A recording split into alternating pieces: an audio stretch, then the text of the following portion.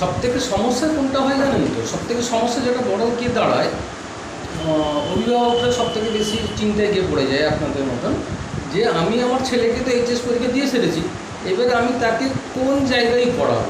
অর্থাৎ তাদের লক্ষ্য থাকে আমি এমন একটা জায়গায় পড়াবো যাতে 3 বছর 4 বছর পর তার একটা ইনকামের জায়গায় চলে আসে, সোর্স অফ ইনকামের একটা জব পেয়ে যেতে পারে, সেটা সরকারি হোক কি বেসরকারি হোক বা কোম্পানি হোক, যে বা নিজের থেকে চেষ্টা করে হোক বা বিজনেস করে হোক, মোটামুটি তার একটা ক্যাপাবিলিটি হয়ে যায় ইনকাম করার। এটা প্রত্যেক বাবা মা চান, বা নিজের পায়ে দাঁড়া, সে মেয়ে হোক বা ছেলে হোক, স্টুডেন্ট।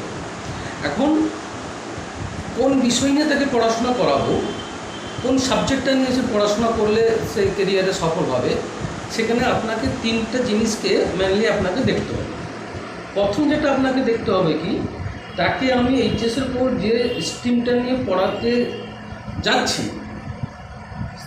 তার সেই স্ট্রিমের উপর বা তার উপর সে ক্যাপাবিলিটি আছে কি না, তার ব্রেনের পোটেন্সিয়াল আছে কি না, অর্থাৎ সে সেইটাকে ঝিলতে পারবে কিনা, টানতে পারবে কিনা, বইতে পারবে কিনা, ক্যারিং ক্ষমতা আছে কিনা।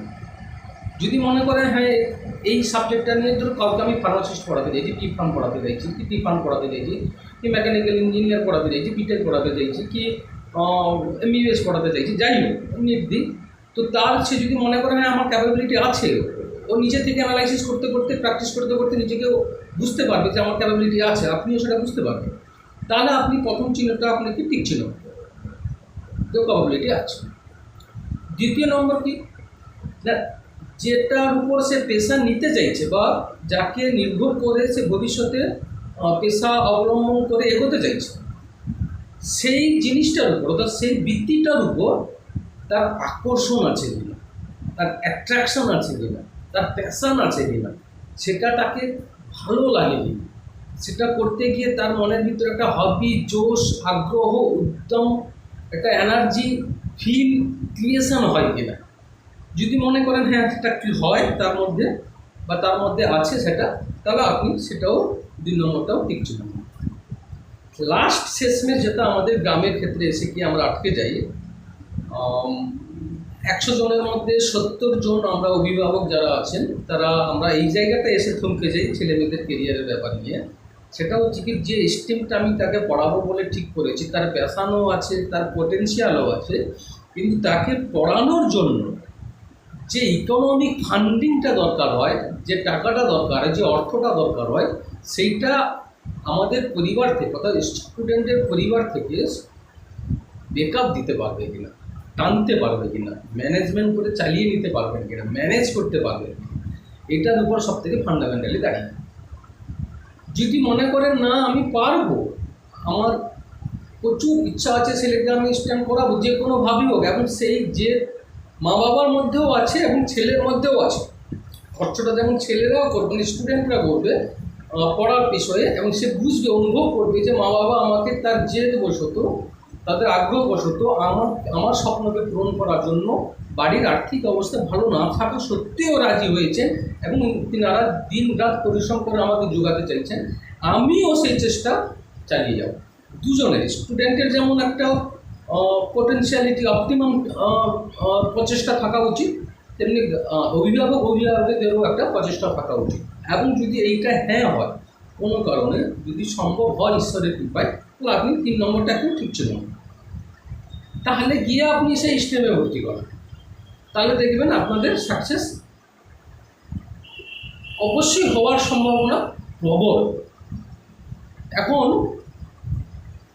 ওই ছেলের মধ্যে যদি ওই পোটেনশিয়ালিটি না থাকে প্রথমটা, তাহলে আপনাকে সরে আসা উচিত। যদি মনে করেন সে একটা প্রচুর জেদ ধরেছে যে আমি এই স্ট্রিমটা নিয়ে পড়বো, প্রচুর জেদ ধরেছে, এবং এই যে ধরেছে আমি স্ট্রিমটা নিয়ে পড়বো, এইটা তার প্যাশান আছে, তার মধ্যে পোটেনশিয়াল আছে, বা এই কাজটা করতে গিয়ে তার হবি আছে, আগ্রহ আছে, অ্যাট্রাকশান আছে, ভালো লাগার একটা ব্যাপার আছে। লোক বলে না জিন্দেগিতে সেই সবথেকে খুশি থাকে যেটা নিজের কাজকে ভালোবাসে, তো ভালোবাসা তো এটা জোর করে হয় না, ওই কাজের প্রতি তার ভালো লাগা ভালোবাসা থাকা উচিত, সেরকম আছে কি না। টিভি থেকে দেখেছি, সিরিয়াল থেকে দেখেছি, সিনেমা থেকে দেখেছি, আমার একজন ফেভারিট হিরো অমুক রোলে অভিনয় করেছিল, আমি সেখান থেকে ভেবেছি আমি সেরকম হবো। বিরাট কোহলি ভালো ক্রিকেট খেলে, আমার বিরাট কোহলি ফেভারিট প্লেয়ার, আমিও ক্রিকেট খেলে তার মতো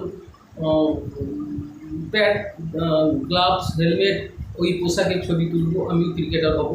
হ্যাঁ, বা অন্য একটা সিরিয়ালে দেখেছিলাম, ওই একটা ফেভারিট ক্যারেক্টার আমার খুব আচার আচরণ ল্যাঙ্গুয়েজ আমার খুব ভালো লাগে। ও এলএলবি করেছিল, ও ডক্টর হয়েছিল, ও আইপিএস অফিসার হয়েছিল, আর লাল বাতি জ্বলছে, তো আমিও হব। এই যে বাইরের সোর্স থেকে এই উদ্দীপনাটা যদি বাইরের সোর্স থেকে আসে, তাহলে সেটা বেশি দিন স্টেবল হয় না।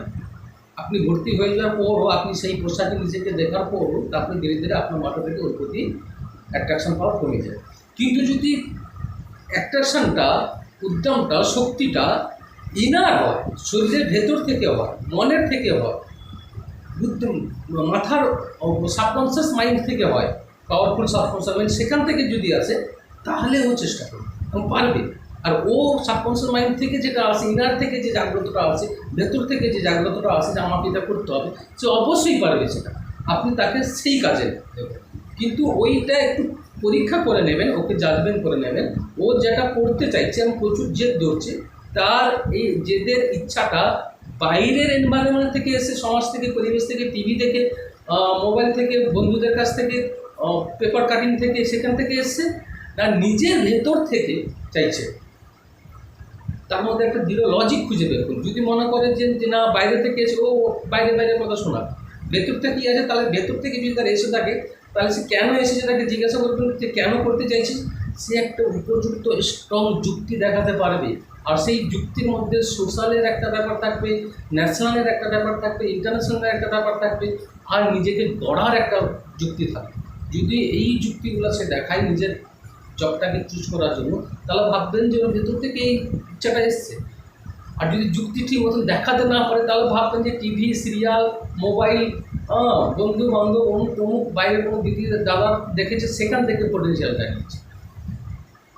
এই জিনিসগুলো দেখে আমাদের উচিত হয় তাদেরকে ঠিক জায়গায় প্রবেশ করা, অ্যাডমিশন করা।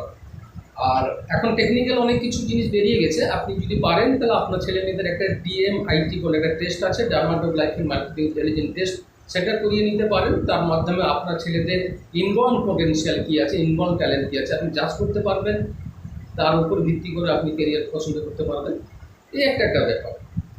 এইটা একটু ক্লিয়ারলি আমাদের সবাইকে, বা পিতামাতা, টিচার, সবাইকে মিলে স্টুডেন্টের প্রতি এই নজরটাই, ক্লারিফিকেশনটা, এই কাউন্সিলিংটা করা উচিত। চেষ্টা করে দেখুন, আশা করি কাজে লাগবে।